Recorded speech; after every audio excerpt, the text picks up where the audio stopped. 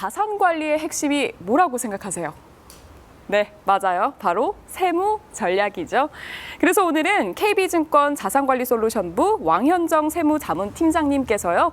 2021년 절세 전략에 대해서 말씀해 주시겠습니다. 팀장님, 지금 바로 무대로 모셔볼게요.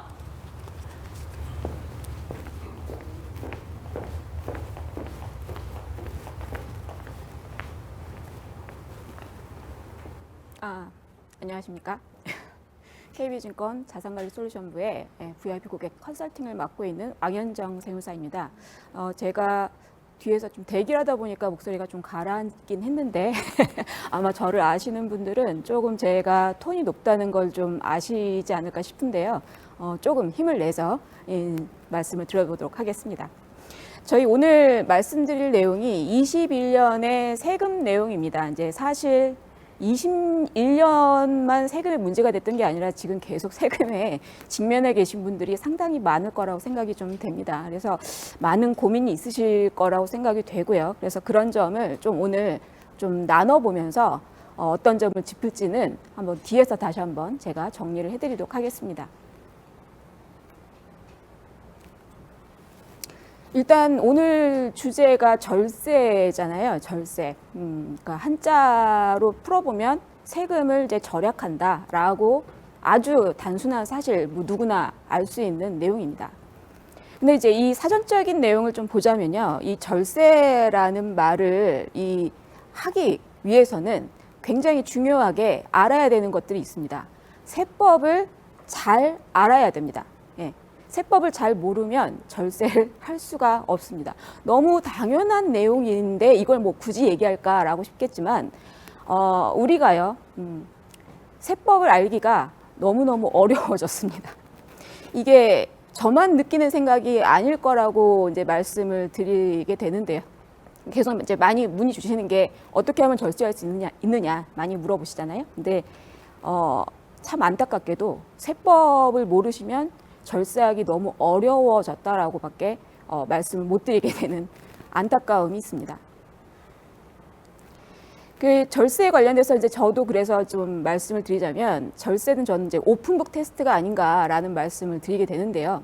여러분 오픈북 테스트 한번 해보신 적 있으세요? 대학 시절 때, 저도 뭐 대학 다닐 때 모 강사님께서 이제 그 수업에 대한 시험을 오픈북으로 보겠다라고 하셔가지고. 그 전날까지 사실 이제 시험 공부를 거의 안 했습니다. 왜냐면 오픈북 테스트니까 이제 옆에 칼을 쥐고 전장에 나가는 장수처럼 이제 생각을 했던 거죠. 아주 단순하게 생각을 하게 됩니다. 시험을 치르게 됐는데 책 어디에도 그 답을 낼 수 없는 그런 희한한 이제 결과가 되더라고요. 제가 그 과목의 점수를 굉장히 안 좋게 받았는데 상황이 아마 이런 상황이 아닐까라고 보여지는 게 지금 절세 상황인 겁니다. 여러분 그 절세에 관련돼서요 정보가요 사실 구하고자만 한다면 굉장히 널려 있거든요. 인터넷에 들어가 보셔도 세법을 근간으로 하니까요. 세법 보신 적 있는지 모르겠습니다만 세법 검색됩니다. 공공재예요. 누구도 그 세법에 대해서 접근 못하게 되어 있지는 않습니다. 그리고 그 세법을 근간으로 해서 책도 무수히 많이 나와 있죠. 사실 그 책을 들여다보지 않아도요. 여러분께서는 각종 인터넷의 검색만으로도 여러분이 원하는 정보를 사실 구할 수가 있을 겁니다. 근데 한번 검색해 보시면 아시겠지만 정보가 너무 많이 나오죠. 그리고 그 정보가 제대로 된 것인지 파악할 수 있을지 사실 자신이 없을 만큼 내용이 굉장히 많이 나옵니다. 그래서 여러분은 내가 이 상황에서 절세를 하고 싶다라고 했을 때요. 많은 정보를 구하는데 구하는 도중에 답을 잃어버리시고 마는 것 같습니다.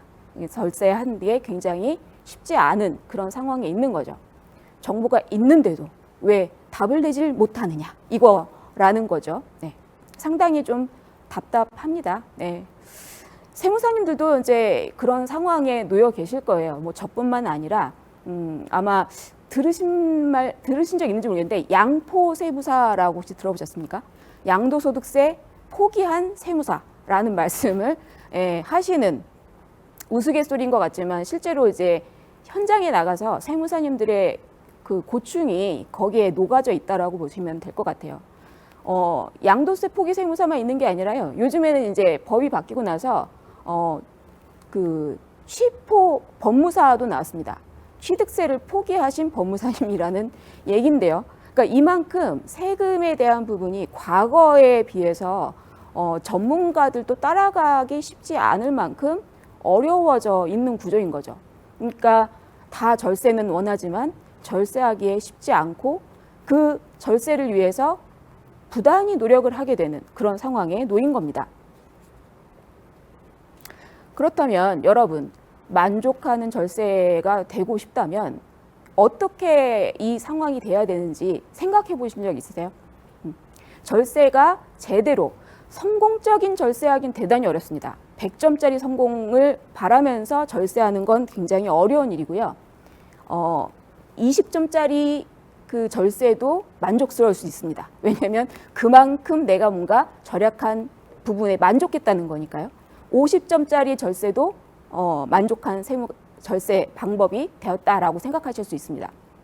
그러니까 만족하는 절세가 되기 위한 어떤 전제 조건이 사실 이제 뭐가 필요하냐면 내가 이 상황에서 예측했을 때 세금이 이만큼 나올 것이라고 그 시점에서의 법을 완벽하기는 좀 어렵지만 완벽할 정도로 숙지하는 거거든요. 그러려면 그 법이 안정적이어야 됩니다.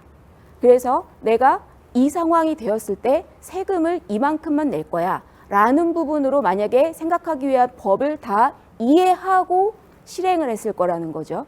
그러면 이제 안정적인 법 테두리 안에서는 절세가 10점짜리든 20점짜리든 50점짜리든 혹은 100점짜리든 나올 수가 있습니다. 절세가 될 수 있습니다. 그런데 이 안정적인 법이어야 된다는 소리는 이걸 전문가들은 이제 이렇게 표현하죠. 예측 가능한 법이어야 된다. 그러니까 세법 자체가 예측을 할 수 있을 정도로는 되어야 그 법 기반하에서 내가 취득을 하든 혹은 1년 뒤에 양도를 하든 혹은 5년 뒤에 증여를 하든 지금 증여를 하든 그런 부분에 대한 계획이 세워진다는 거죠. 그러니까 세법은 사실 여러분의 어떤 인생과 굉장히 밀접하게 장기간 녹아져 있는 내용들이거든요. 그래서 이 세법적인 부분에서 안정적으로 이렇게 토대하에 내가 인생 계획을 내 자산과 같이 세우게 되실 거예요. 그렇기 때문에 뭔가 내가 어느 장기적인 계획 하에서 절세까지 도모할 수가 있을 그런 상황인데 여러분 2020년 올해요. 올해 이제 한 달 반도 안 남았죠. 여러분의 세금은 혹시 무사했습니까? 전 이제 이렇게 여쭤보고 싶은데요. 올해는요, 전문가들도 인정하는 예측 가능성이 전부 깨진 해였습니다. 그러니까 세법이 그 법 기존에 관련해서 세웠던 계획들을 전부 무력화시켰다는 거죠. 그래서 내용을 이제 뭐 살펴보자면 아마 귀로 굉장히 많이 들으셨을 겁니다. 6.17 부동산 대책 나왔었고요. 그 대책이 나온 지 얼마 안 돼가지고 70 주택시장 안정대책이라는 게 나왔었죠. 유사합니다. 근데 그 대책 나오자마자 한 달도 안 돼서 부동산 3법을 다 개정을 시켜버리는 초유의 사태가 발생하게 됩니다. 예, 굉장히 상당히 놀라운 일이거든요. 예, 그 상황에서 보시면 실제로는 그게 그렇게 순식간에 법이 바뀔 수 있는가가 사실 굉장히 놀라운 일이에요. 아무도 예측 못했습니다. 전문가들도 그렇게 빨리 그 법이 바뀔 거라는 생각을 전혀 못했습니다. 근데 했어요. 해내더라고요, 그걸. 그래서 좀 놀라웠는데요. 뭐 그것뿐만이 아닙니다. 저희 지방세법도 취득세 중과 규정이 들어가면서 개정이 확 되었었죠. 그렇죠? 그리고 이제 임대차 3법이라고 들어보셨죠. 주택 임대차 보호법이요. 죄송합니다. 주택 임대차 보호법. 그리고 이제 주택거래 신고법. 예, 그다음에 민간 임대주택 특별법. 이런 3법이 개정이 되면서 이 자체는 세법의 내용이 있는 건 아니지만 얘로 인해서 내 인생 계획, 재산에 대한 어떤 인생 계획이 다시 정립이 다시 돼야 되는 상황이 놓입니다. 대표적으로 이제 그런 거 있었잖아요. 임대 사업자들은 그 혜택을 이제 중단시키기 위해서 아파트 같은 경우는 앞으로 임대사업자 등록을 낼 수도 없고, 만약에 지금 내었다면 그 법에서 보장한, 민특법에서 보장한 기간에 말소시켜버리겠다. 이 말소가 나오자마자 주택계획에 대한 부분, 그리고 본인이 살고 있던 집에 대한 부분이 엄청 많이 어그러지기 시작했습니다. 그래서 이런 부분으로 봤을 때 이게 다 세금에 영향을 주는 그런 어마어마한 법들이었다라고 볼 수 있죠. 뭐 그것만 요 지금 부동산 시장에 대해서만 제가 이렇게 말씀을 드리긴 했는데, 사실 주식 시장과 이제 금융 시장이라고 할 수 있는 부분에서도 거대한 변혁이 한번 있었습니다. 그래서 6.25 저기 사변이 아니라요. 제가 좀 나이 들어 보이는데 6.25 금융세제 선진화 방안이라고 해서요. 이제 이 제도의 골자는 23년부터, 올해가 아니라 이제 내년, 내후년 그 다음 년부터는 우리나라에서 이제 투자하는 모든 관련된 과세를 다 진행할 겁니다. 이제 관련돼서 금융 쪽에서 비과세의 어떤 혜택이 있었던 것들 중에 대표적으로 주식 매매 차익이 있을 건데, 여기 이제 주식 거래하시는 고객님도 많으시겠지만 그분들은 전부 23년부터는 이 금융세제 선진화 방안에 따라서 세금을 다 내시게 되겠죠. 세금 내는 거 별로 좋진 않지만, 이건 이제 23년 얘기니까.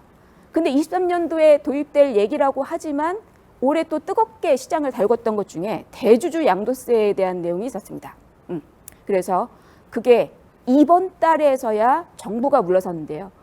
연초부터 계속 정부가 그 대주주 양도세 기준을 3억으로 낮추겠다 계속 입장 정리를 고집하고 있다가 11월에 와서야 그 기세를 꺾고 10억 유지하는 방안으로 가겠다라고 했었죠.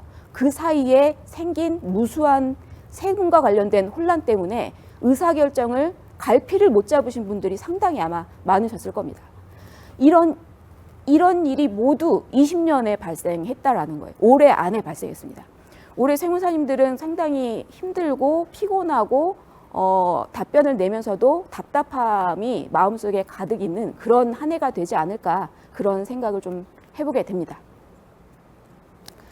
그래서 이제 이런 부분에서 봤을 때요, 저희가 이제 그 관련돼서 이게 직접적으로 나한테 와닿지 않는다고 생각할지 모르지만 이렇게 보면 좀 어떨까요? 주택 관련된 세금은 예전에는 이제 1주택자이시고 주택 하나만 있는 분이라면 그냥 취득세 좀 내고요, 뭐 재산세 내라니까 좀 낼 거고요, 양도할 때는 1세대 1주택 비과세 받을 거니까 별로 세금에서 뭐 나는 그렇게 연관이 있지 않아 라고 생각할 수 있었을 상황이지만, 이제는 취득할 때 그 조금 내던 세금이 주택 수에 늘어나면서 혹은 내가 어떤 상황에 놓이면서 주택이 추가가 됐을 때 취득세에 대한 비중이 1에서 3% 되던 게 1에서 12%, 뭐 부가세까지 포함하면 13%에 육박하는 세금으로 잘게 쪼개져 있습니다.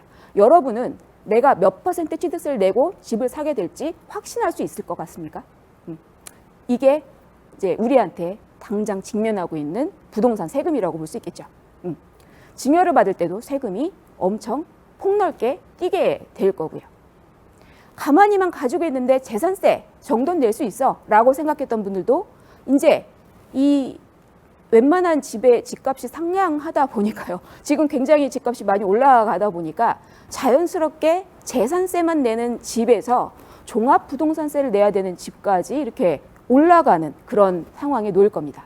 난 종부세하고 관련 없어 라고 말씀하실 수 있을까요? 양도세도 뭐 1세대 1주택 비과세 당연한 거 아니야? 라고 생각했는데 정말 비과세 받을 수 있을까요? 이제 과연 그 질문에 대해서 나 스스로에게 한번 질문을 던져보세요. 과연 내가 이 세금에 대해서 다 완벽하게 피해갈 수 있다라는 거를 그렇게 확신할 수 있는지. 이렇게 부동산 세금은 이제 그 누구도 피하기 어려워질 정도로 복잡해지고 있는 상황이고요. 주식 관련된 세금 한번 볼까요?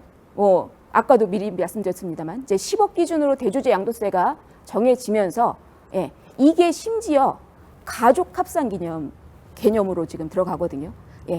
내가 주식에 대한 매매로 세금 낼지 말지 결정할 때 나 혼자 팔아서 세금 내는 게 아니라 우리 가족 다 같이 세금 내야 될 수가 있는 거예요. 이거에 대해서 내가 주식 거래하고 나 좀 많이 하지만 대주주 될 정도는 아니야 라고 자신할 수 있습니까? 이게 안 되는 분들이 상당히 많아진 게 지금의 상황인 거거든요.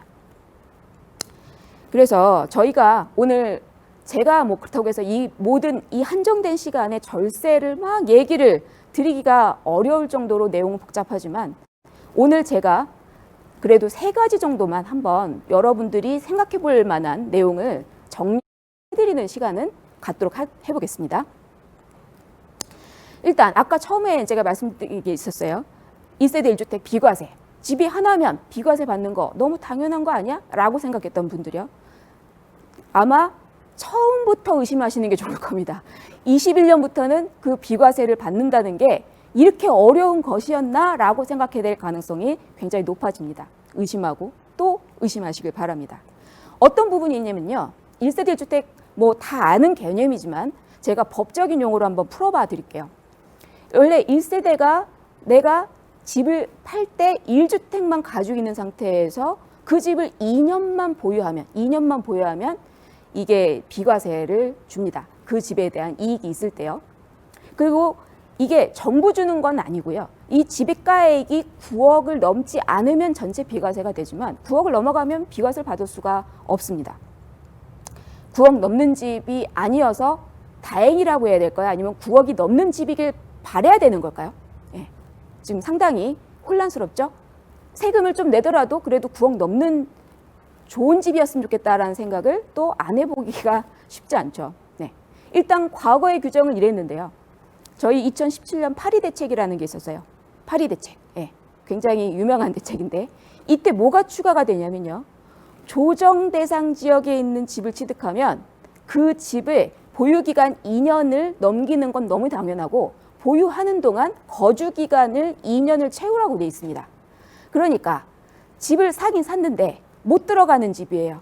그렇지만 난 집을 한 채만 가지고 있는 사람이거든요. 그래서 보유만 하고 있다가 피치 못하게 다른 집을 사게 됐습니다. 그러면 난 1세대 1주택 비과세를 받고 싶은데 보유 2년은 채웠는데 내가 이거를 못 사서 살지는 못했어요. 그러니까 계속 누군가한테 세를 준 집이었다는 거죠. 이런 상황의 노인분들이 우리나라에 사실 너무 많았습니다. 그죠? 자기 집은 세 주고 본인은 전세 사는 그런 분들이요. 이런 상황이 되다 보니까 이 파리 대책이 나오면서 거주기간 2년에 대한 부분이 채워지지 않으면 비과세를 해줄 수가 없습니다. 예, 아쉽지만. 그래서 이제 이런 부분이 추가되고 나서는 어떤 상황이 펼쳐지냐면은 그 집에 들어가 살아야죠. 지금 사실 그런 분들 많이 있으실 건데요. 들어가 살아야 됩니다. 2년이라는 기간을 주민등록 기준으로 해서 전입일과 전출일이 2년이 나와줘야 돼요. 이거를 맡으면 비과세를 받을 수가 없습니다. 물론 이제 파리 대책 이후의 일이기 때문에 이전에 취득한 집이 딱 한 채만 있는 분이라면 그래도 요행이 비과세를 받을 수 있습니다. 그러니까 여기서 변수가 또 쪼개진 겁니다. 한 사람이 그 한 세대에 한 집을 가지고 있는 상황인데도 누구는 파리 대책 전에 산 사람이고 누구는 파리 대책 후에 산 사람이니까 여기서 비과세 요건이 갈리게 되는 거죠. 그러고요. 두 번째는 이렇게 조정지역에 이제 조정지역이라는 지역을 굉장히 잘 알아야 되는데 이건 뒤에서 설명 다시 드릴 겁니다. 일단 조정지역에 있는 집에 거주 2년까지는 알았어요. 이해했습니다. 그래서 그걸 또 채운다고 생각을 하고 다 충족하고서 2년 보유하고 2년 거주하고 나는 1주택자로 집을 팝니다. 그런데 뭐가 또 나왔냐면 2018년 된 9.13 대책이라고 나왔습니다. 이게 연도는 기억 안 나도 파리 대책, 9.13 대책은 기억날걸요 아마? 그렇게 유명한 법안이었는데 이때 나왔던 법안의 내용이 뭐였냐면 이 집을 양도하게 됐을 때 21년부터 만약에 집을 1주택자 양도하게 되더라도 과거의 집이 혹시 팔린 집이 과거의 집이 있었다면 그 집으로부터 2년 이상 띄워서 팔아야만 비과세 해줄 거다라는 조건이 들어갔습니다. 그러니까 21년도니까 불과 한 달 반 뒤면은 그 내년부터 양도하는 집은 과거에 내가 집을 판 날로부터 2년이 지났는지까지도 기억을 해야 된다는 거죠. 굉장히 이런 부분을 하나하나 다 빠지기 쉬운 함정에 들어가 있는 거거든요. 팔 땐 분명히 한 주택이니까 비과세를 받을 수 있을 줄 알았는데 그 받을 수 있는 상황이 아니게 되는 상황이야. 이게 이 대책들마다 나왔던 사안이라는 거죠. 그래서요, 요 관련돼서 알겠다 이거죠. 내가 1주택 보유하고 2년 이상 보유하면서 2년 이상 살고 과거에 판 집으로부터 2년 이상 지나서 또 그거까지 지키겠다라고 굳은 결심을 하고 그러고 나서 내가 집을 팔라고 했더니 올해 나왔던 6.17 대책에서는 이 내용이 있었습니다. 그런 사람이 만약 분양권 사잖아? 분양권 사게 되면 분양권을 2주택, 주택으로 봐서 원래 있는 주택과 분양권을 1주택으로 봐서 2주택자로 세금 물릴 수도 있어. 물론 예외는 있습니다만 이런 식의 또 방안을 내놨습니다. 이거 상당히 이제 여기서 또 골치가 아파지는 거죠. 이 상황에 내가 놓이게 될 건지 안 놓이게 될 건지를 내가 알기가 참 어려워지는 그런 상황이 된다는 거죠. 그래서 참 어려워졌어요. 1세대 1주택 비과세 받는 게 생각보다 호락호락하지는 않을 거라고 저는 생각이 됩니다. 그래서 저희는 이제 물어봐야 되는 거죠. 만약에 저 1세대 1주택자인데요. 세금 안 나오겠죠? 세무사님? 이렇게 물어보면요. 저희는 일단 뭐부터 물어볼 거냐면요. 일단은 고객님 혹시 직전 2년 사이에 오피스텔 판 거 없어요? 오피스텔? 집은 아니라고 생각하고 팔았던 그 임대용 오피스텔도 여기선 주택이니까 주택에 들어가게 되면 걔를 빼고 지금 사는 집을 판다고 해도 2년이 안 됐으면 지금 집 비과세를 못 받는다라고 보셔야 될 거라는 거죠. 보통 이제 이렇게 이제 노후 대비차 혹은 자산운용차 집을 여러 채 가지고 있는 그게 꼭 집이라고 생각 안 하는 오피스텔 같은 거이거나 혹은 다세대 외 조그만 원룸 빌라요. 그냥 월세라도 조금 받아서 집에 보태려고 했던 분들이요. 그러면서 나는 내 집에 살면서 나는 주된 집이 이 집이니까 이건 1세대 주택 비과세 받을 거고 근데 얘가 복병이 되는 상황 이런 상황이 놓쳤던 분들 상당히 많으실 수 있는 상황이 되는 거고요. 그리고 이제 이런 경우도 있을 수 있겠죠. 집이라고 생각 안 한 어느 시골에 상속받은 쬐꼬만 이제 농가주택 같은 거요. 네. 아니라고 생각했는데 받을 수 있는. 물론 이제 상속받았으면 지금 집에 대해서 거주주택 비과세는 받을 수는 있습니다만 그게 매번 되는 게 아니라 내가 이미 한 번 비과세를 얻은 시점인가 받았으면 그 다음 집에 대해서는 아무리 거주를 하고 다 채웠다고 해도 비과세 못 받습니다.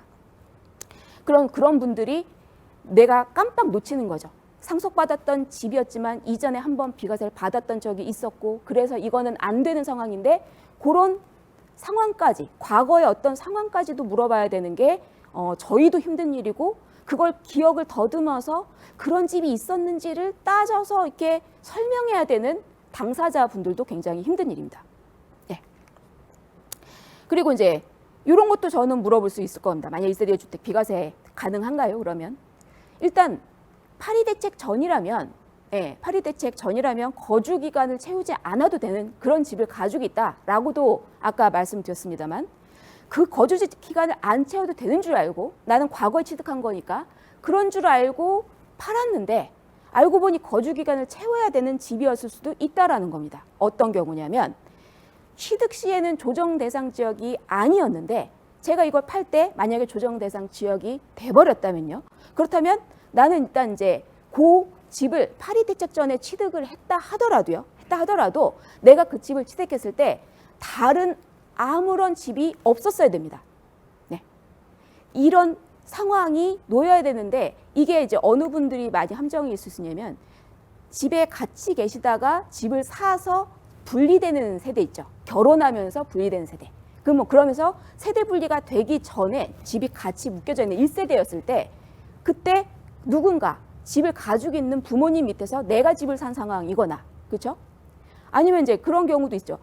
나는 집이 있는데 파리대책 전에 분양권을 취득한 겁니다. 분양권을. 그럼 분양권이니까 당연히 파리대책 이후에 완공돼서 집에 들어갈 수 있게 되겠죠. 그럼 일시적 2주택으로 보면은 기존 집을 팔 수는 있었을 건데 요게 만약에 그 분양권을 완공해서 그 집에서 안 살고 있다가 거주기간 안 채워되는 줄 알고 팔았다면 기존에 집이 있었던 상황에서 분양권 취득하고 샀기 때문에 무주택자가 취득한 건 분양권이 아니었다는 거죠. 그러면 파리대책 이후에 완공해서라도 분명히 거주기간 2년을 채웠어야 되는 상황이 됐었을 겁니다.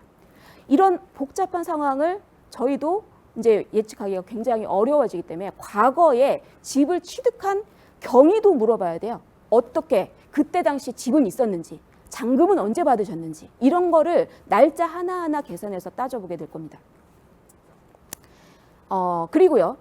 올해 이번에 나왔던 대책 때문에 70 대책 나오면서 분양권에 대한 제재가 굉장히 강해지면서요. 1주택자가 이제 올해 내년 이후부터는 분양권을 만약에 취득하게 되면요. 청약이나 뭐 주택 프리미엄을 주고 뭐 주택 그 권리를 취득하는 거죠. 내가 이제 그 집에 들어가 살 목적이었을 수도 있고 아니면 뭐 사실은 그 어떤 투자의 목적일 수 있겠지만 분양권이 생기는 순간 무조건 들어가 살아야 되는 상황만 기존 집에 대해서 비과세를 받게 해줄 겁니다. 만약에 그렇지 않는다면 아마 그 집에 대해서는 중과세 규정으로 갈 가능성도 지금 대단히 높아지고 있는 상황이거든요.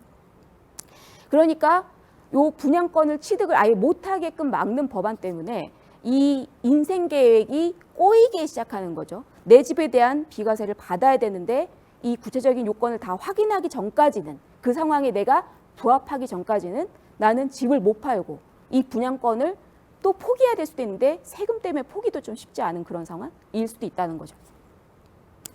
상당히 좀 어렵지 않은가라는 생각이 드는데 그러니까 이 1주택 하나도 이제 비과세가 너무 어려워졌거든요. 그런데 집을 두 채, 세 채 가지신 분들이라면 이게 어떠실까요? 이런 분들은 더 많은 변수를 고려해야 되고 더 많은 상황을 예측을 해야 되고 더 많은 기억을 더듬어야 되지 않을까요? 저희가 다주택일 때도요. 비과세가 가능한 경우가 분명히 있습니다. 근데 당연히 이사를 목적으로 실거주를 목적으로 이사 갈 때는 당연히 이사에 대한 부분에서 기존 집에 대한 비과세 받거든요. 근데 이 조건이 있죠.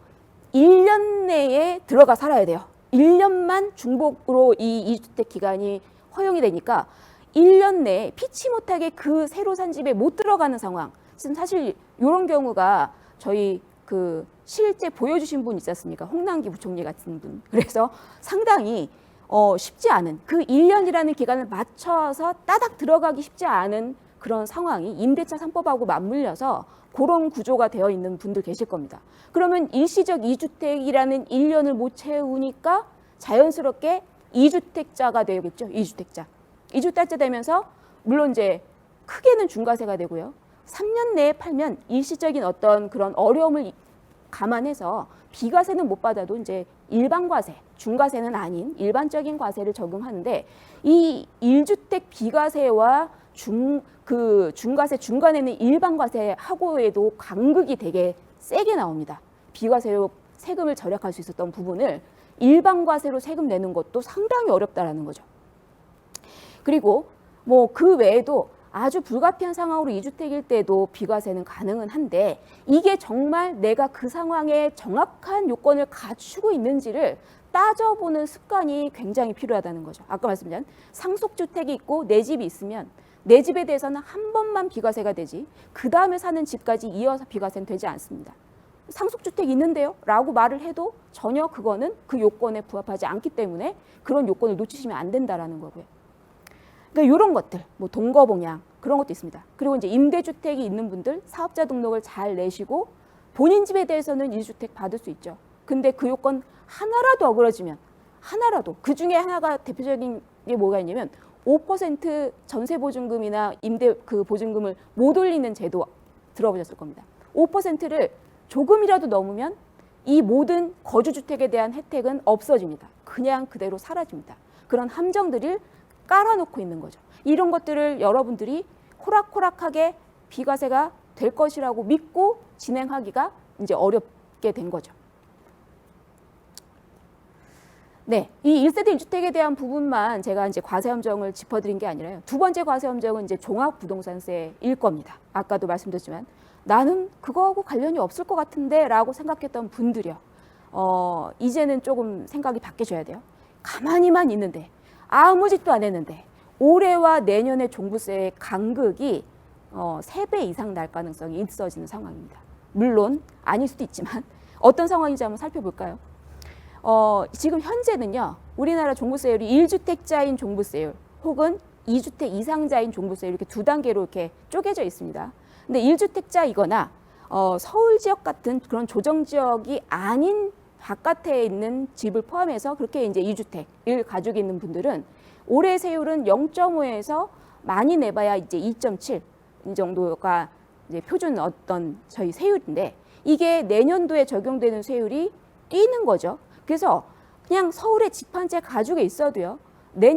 이 집에 대한 종부세율이 이렇게 올라갈 가능성이 당연히 세율 때문에 올라갈 가능성이 있는 거죠. 근데 이제 1주택이니까 그 타격이 상대적으로는 그렇게 세지는 않을 겁니다. 그런데 2주택자 이상인 분들은 이제 3주택 이상인 분들 그런 분들은 그냥 얘기가 완전 달라집니다.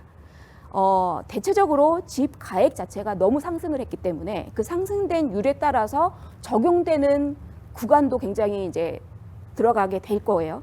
그래서 제가 보건대 서울의 집 어느 정도 뭐 웬만한 신축으로 두 채 가지고 계신 분들이라면요, 그냥 좀 집값이 좀 뭐 지역적으로 강남 지역에 소재한 집을 두 채 이상 가지고 있다면 그 화면에 보이시는 색깔 보셨을 때 그 네 번째 구간이요, 세 번째 구간이 이제 2.2%고요. 네 번째 구간이 3.6%인데 이 구간에 이제 편중될 가능성이 대단히 높아 보입니다. 그럼 이걸 가지고 제가 한번 예시를 한번 들여다 볼게요. A주택은 서초동에 있는 잘 나가는 그냥 85제곱미터 국민주택 규모의 집입니다. 올해 공시가격이 20억이었더라고요. 지금 현 시세는 한 30억 정도 됩니다. 한 주택이고요. 그 다음에 B주택은 이제 대치동에 이름만 들으면 아는 재건축이 유망한 주택입니다. 올해 공시가가 15억 정도 나왔는데 현 시세가 한 22억 정도 됩니다. 그래서 만약에 본인은 이제 A주택 살면서 B주택을 만약에 임대 주고 있지만 뭐 따로 그 종부세 혜택을 받지 못할 상황이라면 2주택자가 되시겠죠. 그렇다면 2020년 올해도 세율이 높은 편인데 올해 내는 예상 종부세가 약 4,100만 원 정도 예상이 되는 상황이었을 겁니다. 그래서 상당히 부담감을 많이 느끼고 있었을 건데 이것이 내년으로 가면은 1억 4,700으로 올라가는 아주 희한한 상황이 됩니다. 그냥 숨만 쉬고 집을 두 채를 딱 1년 뒤로 보면은 이 세금이 나옵니다. 왜 그럴 거냐면 이게 현재 시세가 30억이고 이제 22억이다 보니까 김현미 장관께서 최근에 이제 말씀하신 게 있었죠. 시세의 90%로 공시가를 내겠다. 공시가를 90%로 끌어올리겠다라고 했습니다. 그러면 내년에 예상 공시가격은 27억 정도, A주택은 27억 정도 갈 것 같고요. B주택은 20억 정도로 올라갈 것 같습니다. 그러니까 이 공시가격 사이즈 자체가 그대로만 있어도 내년 세금이 높아지는데 세율 때문에 가뜩이나 높아질 세금이 공시가격까지 불난집에 부채질하듯이 확 뛰기 때문에 세금이 3배 이상으로 늘 거라는 거죠. 그럼 이 상황에서 이분들이 할 수 있는 선택은 과연 뭐가 있을까요? 굉장히 상당히 풀기가 쉽지 않습니다. 물론 이제 팔아버리면 되죠. 그걸 이제 정부가 사실 의도한 거라면 그게 생각처럼 이제 되느냐인 건데요. 팔면 됩니다만 팔았을 때에 이분들이 내야 될 세금은 최대 아마 60%에서 70% 정도 되는 세금을 내셔야 될 것으로 지금 보이거든요. 그래서 그 세금을 내가면서 이제 집을 정리를 해야 된다라는 것을 상당히 부담을 또 느낄 가능성이 있죠. 좀 어려운 얘기입니다. 그러니까 이렇게 종부세 관련해서는 지금 해법이 좀 쉽지 않은 상황이 내년 상황이기 때문에 아마 올해와 내년도에 이 다주택자의 매물이 나오게 되지 않을까 생각하는데 다주택자의 매물은 사실은 지난 3년 동안 어느 정도 나올 만큼 나오긴 했습니다. 안 나온 게 아니었어요. 정리가 어느 정도 되고 있는 상황이고 이 종부세가 부담이 돼서 2주택을 끌고 갈 수 있는 사람이라면 워낙에 소득이 많으신 분일 거고요. 소득이 전혀 없는데 2주택자인 분들은 이미 아마 정리가 되었을 가능성이 높다고 봅니다. 이게 이제 주택에서의 어떤 과세 함정을 이렇게 저희가 1세대 주택 당연하다고 생각했던 1주택 비과세와 종합부동산세, 생각도 못했던 종합부동산세에서 나온다면 금융시장에서는 이제 이런 부분이 있을 겁니다. 주식을 많이 매매하셨죠. 올해 동학개미 열풍이 불었으면 주식 거래를 많이 하셨는데 이 매매한 주식 관련돼서도요. 주식을 가지고 있다가 이거를 팔아버리는 건 상관없는데 이거를 타인에게 이렇게 옮기게 되는 경우요. 뭐 간혹가다 이제 뭐 그 청약을 위해서 주식이 필요하거나 담보 매매 그 담보 해제 때문에 이 담보 대출권을 해소하기 위해서 이 잡아둬야 되는 주식 물량이 있지 않습니까? 그래서 그런 부분 때문에 요 반대 매매를 막기 위해서 주식을 일정 부분 넘기는 경우도 있고요. 사실 이제 이거는 어느 정도 목적이나 이런 게 분명한 편이지만 그렇지 않고도 이게 분산의 목적으로 주식을 넘기는 경우도 있는데요. 이게 뭐 과거에 사실 그게 굉장히 크게 문제가 되었느냐라고 하면 이게 문제가 된 시점이 사실은 어느 시점부터인가 문제가 되기 시작했거든요. 이게 2015년 12월 29일 날 증권거래세법에 나온 내용 때문에 그렇습니다.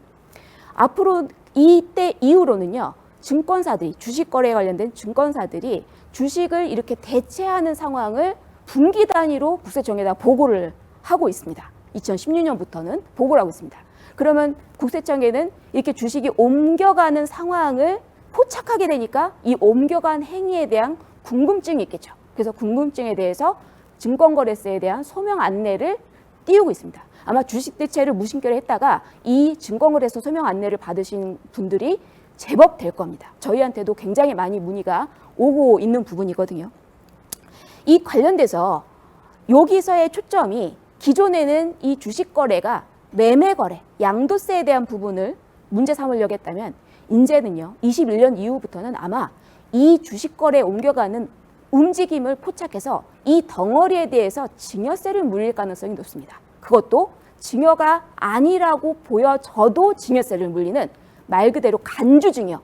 이렇게 돼버리면 사실 증여가 아니네요. 그냥 단순 제가 금융실명제를 좀 위배했지만 죄송합니다만 그건 증여한 게 아니에요 라고 말을 해도 증여세가 나온다는 거죠. 그리고 이런 상황일 때는 우리가 흔히 가족 간에 주어지는 증여 공제라는 게 있습니다. 배우자 간에 6억 공제가 있고 그다음에 부모 자식 간에는 5천만 원, 2천만 원 이런 공제가 있는데 이런 공제를 전혀 받을 수가 없습니다. 그러면 그 옮겨간 그 덩어리에 대해서 그대로 증여세가 다 부과가 되고 이거에 대한 어떤 위배 성격, 그러니까 부당한 사기 부당한 어떤 기타 행위에 들어가서 가산세도 40% 중과세가 나올 가능성이 높습니다. 굉장히 나라가 이런 어떤 금융 쪽의 어떤 자금 흐름까지 면밀하게 볼 수 있는 제도적인 장치를 계속 개발하면서 주시하고 있다라는 거를 저희는 알고 있어야 돼요. 그리고 이게 어느 정도 무르익었다라고 생각하는 게 저는 올해 이유가 되지 않을까 저는 그 생각합니다. 지금까지는 아마 양도세만 문제 삼고 그랬을 상황인데요. 앞으로는 증여세도 굉장히 중요해질 거라고 보여집니다. 그러다 보니까 이제 21년도는요, 아마 본격적으로 징벌적 과세가 되지 않을까라는 생각이 됩니다. 지금도 징벌적 과세 아닌가요? 라고 말씀을 하실 수도 있을 것 같아요. 사실 뭐 그런 말을 해도 틀린 건 아닌데 21년부터는 더 심해질 겁니다. 그게 바뀌는 걸 한번 정리를 해볼까요? 일단 아까 말씀드렸던 공시가액 상승이요. 우리 집의 시세에 맞춰서 공시가격이 대폭 올라갈 거. 그러면 뻔히 보이는 건 재산세 일단 올라가는 거고요. 종합부동산세 올라갈 거고요. 누구나 집 가진 분들은 누구나 그 상황에 놓이게 될 겁니다. 다주택자나 법인 주택분에 대한 종부세가 상향이 돼서 최대 단일로 6%. 그러니까 그런 얘기 하죠. 그냥 집을 6%씩 한 15, 16년만 하면 집가액만큼 종부세가 그냥 다 나갑니다. 그건 뭐죠? 집을 투자한 어떤 의미가 하나도 없어지는 상황이 되겠죠. 보유세만으로 집가액을 다 상쇄시켜 버리니까 이런 행위가 이제 사실은 이제 막아지는 거죠. 그러면서 이제 이런 분들이 만약 매도하게 되면 다주택자 양도세나 이런 부분이 내년 6월 1일 기점으로 해서 중과세가 되면서 세금을 또 양도세에서도 많이 걷게 되고요. 그리고 법인은 이제 주택 매매를 거의 금지하다시피 한 거나 마찬가지죠. 주택을 취득하는데 아주 제한적인 사유, 기숙사 등 뭐 이런 거 아니면 집을 못 사게 할 겁니다. 샀으면 거기서 행여라도 얻게 되는 이득은 법인세를 중과세를 매길 거고요. 이제 주식 관련돼서는 저희 뭐 대주주 양도세 굉장히 아시겠지만 대주주 피하는 게 굉장히 중요해졌죠.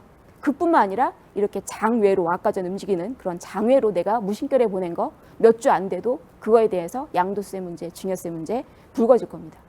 그럼 이제 이걸 쭉 읽어보신 느낌을 보시면요. 어떻습니까? 취득도 못하고요. 양도도 못하고요. 보유도 못해요. 가지고 있지도 못해요. 그러면 저는 어떻게 해야 되는 걸까요? 이게 어떤 상황에 되는 걸까요? 이 절세를 할 수 있을까요? 그러니까 여기서 취득도 못하고 팔지도 못하고 가지고 있지도 못하는 이 이상한 상황을 타개할 수 있는 하나의 방법이 만약에 있다면요. 증여가 될 겁니다. 어떻게든 분산해서 세금을 몰아서 내던 걸 뿌려서 나눠서 내는 거. 증여세는 뭐 안 나오나요? 나오죠. 나오는데 취득도 못하고 팔지도 못하고 가지고 있지도 못한 상황을 조금은 해소해 줄 수 있습니다. 그래서 지금 증여세의 문의가 상당히 많이 있는 상황이다라고 말씀을 드릴 수가 있죠. 이번 달에 그거 있었지 않습니까? 신용대출 막았죠. 이제 11월 30일 이후부터는 대출을 내서 집을 못 사게 됩니다. 아마 증여가 그 부모님이 가지고 있는 가용자금을 증여를 해주시는 경우가 이 대출 막힌 것 때문에 효과로 나오지 않을까 하는 생각도 듭니다. 상당히 이제 어려워졌지만 그런 쪽으로 또 세금이 돌아가게 되겠죠. 만족하는 성공적인 절세는 아니지만 그나마 만족하는 절세가 그런 방법이 될 수도 있을 거라고 생각이 됩니다. 그래서 근데 여기까지 말씀을 드리고 나니까 약간 좀 기분이 좀 그런데요. 이 절세 강의를 들으러 오신 분들이 입장에서 보시면 상당히 씁쓸한 그 뉘앙스가 남는데요.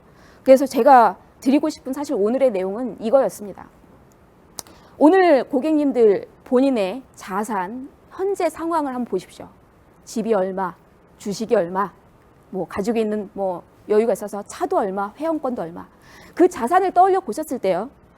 그 주어진 기반은 다 달랐겠죠. 시작점은 다 달랐습니다. 누구는 흑수저, 누구는 금수저, 누구는 다이아몬드 수저. 그런 상황에서 시작을 했습니다만 위법하지 않고요. 열심히 일했을 거고요. 열심히 그 기간 동안에 노력했을 거고 궁리했을 거고 그래서 투자했을 거고 그렇게 투자해서 그 의사결정을 내렸을 겁니다. 집을 사는 결정, 파는 결정, 주식을 가지고 거래하는 결정, 해외에 투자하는 결정 그런 결정들을 했을 겁니다. 그런 결정을 해서 그 한 결과가 오늘 당신 세금 내세요 라고 하는 거면요. 그거는요. 절대 여러분 잘못은 아니라고 생각합니다. 여러분이 그렇게 과거에 했던 게 지금 내가 집은 작년, 재작년, 10년 전에 샀는데 왜 지금 이렇게 세금 많이 내야 돼요? 했을 때 그게 고객님이 잘못해서 내가 그 10년 전 의사결정이 잘못되거나 그래서가 아니라 이렇게 되어서 정책을 사실 끌고 가고 있는 분의 입장에서는 굉장한 책임감을 사실 가져야 된다고 저는 생각이 됩니다. 상당히 좀 말씀을 격하게 드린 것 같은데 말씀드렸지만 오늘 그런 부분에서 세금을 만약에 피치 못하게 여러 가지 방법으로 궁리해서라도 그 세금을 내게 됐다면 절대 본인을 탓하지 마십시오. 절대 본인의 잘못은 아닐 겁니다. 절세는 이제 뭐 뻔한 얘기로 마무리를 짓게 되는데 왕도가 없습니다. 숨 쉬듯이 부동산의 흐름, 금융의 흐름을 보시고요. 밥 먹듯이요. 세금과 관련된 기사를 많이 읽으십시오. 시대의 흐름을 쫓아가야 됩니다. 그리고 옷을 입듯이 이 내가 가지고 있는 오늘의 재산에 대해서 그 정보와 기사와 모든 고객님들이 얻게 되는 그런 정보들을 다 대입해서 계속 생각하셔야 됩니다. 계속 생각하시다 보면 그러면은 거기서 나올 수 있는 본인의 또 다른 의사결정이 나올 거고요. 그 의사결정으로 여러분들이 세금을 내더라도 화는 날지언정, 열은 받을지언정 당당하게 내실 수는 있을 거라고 생각이 되고요. 이게 제가 드리고 싶은 마무리입니다. 절대로 방심하지 마십시오. 세금은요. 세금 절약한다는 건 오로지 본인에게만 달려있는 거고요. 여기에 마지막으로 그 세금에 대한 조력을 도와줄 수 있는 좋은 세무사를 만나는 거, 좋은 세무 파트너를 만나는 거 굉장히 중요할 겁니다. 그래서 그런 부분에서 어느 시점인가 도움이 필요할 때는 저희 KB증권에 저희 쪽 세무 컨설팅을 의뢰해 주신다면 제가 그 도움에 조금이라도 도움이 될 수 있도록, 힘이 될 수 있도록 한번 보태해 보도록 하도록 하겠습니다. 지금까지 들어서 대단히 감사합니다. 네.